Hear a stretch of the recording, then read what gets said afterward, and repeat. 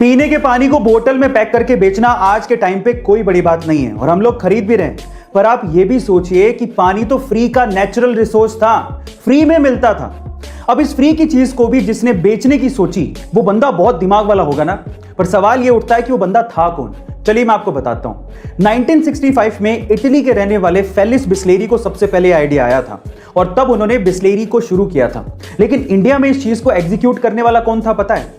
India में इस चीज को एग्जीक्यूट किया था पार्ले के फाउंडर रमेश चौहान ने, जिन्होंने बिस्लेरी को 4 लाख रुपयों में तब खरीदा था। और आज के टाइम पे पार्ले बिस्लेरी का ईयरली टर्नओवर $200 मिलियन से भी ज्यादा है। गाइस, आइडिया इज एवरीथिंग, जो आपकी किस्मत बदल सकता है। तो आइडिया सोचो। ऐसे अमेजिंग वीडियोस के लिए शेयर, सब्सक्राइब एंड लाइक। मिलता है अगली वीडियो में।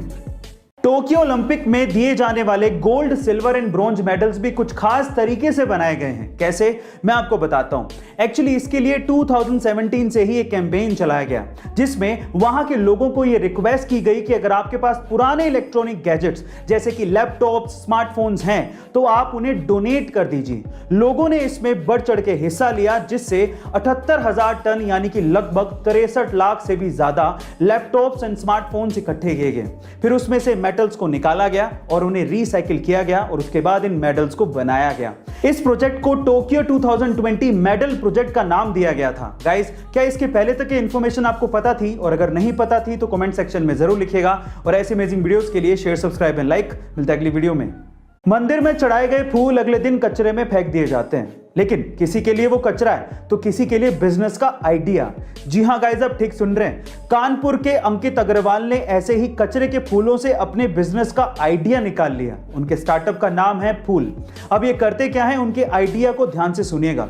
सबसे पहले तो मंदिर में चढ़ाए गए फूल जो कि अगले दिन कचरे में फेंक दिए जाते हैं, उनको ये लोग इकट्ठा करते हैं और उसके बाद उन्हें प्रोसेस करने के बाद बहुत अच्छी क्वालिटी की अगरबत्ती और धूप बत्ती बनाई जाती है। अब ये आइडिया इतना फैंटास्टिक क्यों है? क्योंकि ये 2 सॉल्यूशन देता है। पहला तो फूलों का कचरा कम हो गया है और दूसरा उसी से ही एम्प्लॉयमेंट जनरेट हो रहा है। गाइस, आपको ये स्टार्टअप आइडिया कैसा लगा कमेंट सेक्शन में जरूर लिखिएगा।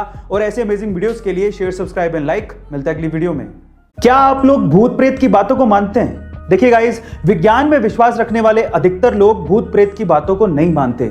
लेकिन मैं आपकी जानकारी के लिए आपको बता दूं कि साइंटिस्ट कम्युनिटी के सबसे बड़े साइंटिस्ट एल्बर्ट आइंस्टाइन भूत प्रेत की बातों को मानते थे, भूत के होने पर विश्वास रखते थे और इसके पीछे वो एक साइंटिफिक तर्क भी देते थे। वो क्या था, मैं आपको बताता हूं। देखिए, एल्बर्ट आइंस्टाइन का यह कहना था कि भूत प्रेत हो सकते हैं क्योंकि ब्रह्मांड में एनर्जी कांस्टेंट है और उसे कभी नष्ट नहीं किया जा सकता। इसका मतलब जब इंसान मरता है तो उसकी एनर्जी कभी नहीं मरती, तो इससे भूतों का निर्माण हो सकता है। गाइस, क्या आप लोग इससे सहमत है? कमेंट सेक्शन में जरूर लिखिएगा। और ऐसे अमेजिंग वीडियोस के लिए शेयर, सब्सक्राइब एंड लाइक। मिलता है अगली वीडियो में। कोलार गोल्ड फील्ड यानी कि KGF, जहां से सोना निकाला जाता है, 1902 में वहां से सोना निकालने के लिए बड़ी बड़ी मशीनें लगाई गई थी जो सिर्फ बिजली से चलती थी। लेकिन प्रॉब्लम यह थी कि 1902 में इंडिया में कहीं भी बिजली का उत्पादन होता ही नहीं था। तब पहली बार इंडिया में हाइड्रो पावर प्लांट लगाया गया था जिसका नाम था कावेरी इलेक्ट्रिक पावर प्लांट।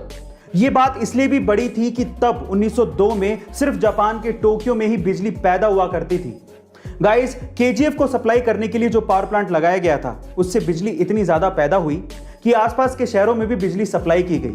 तब बेंगलोर इंडिया का पहला ऐसा सिटी बना जहां पर बिजली पहुंची थी। गाइस, आपको ये इंफॉर्मेशन क्या पहले से पता थी? और अगर नहीं पता थी तो कमेंट सेक्शन में जरूर लिखिएगा। और ऐसे अमेजिंग वीडियोस के लिए शेयर, सब्सक्राइब एंड लाइक। मिलते हैं अगली वीडियो में।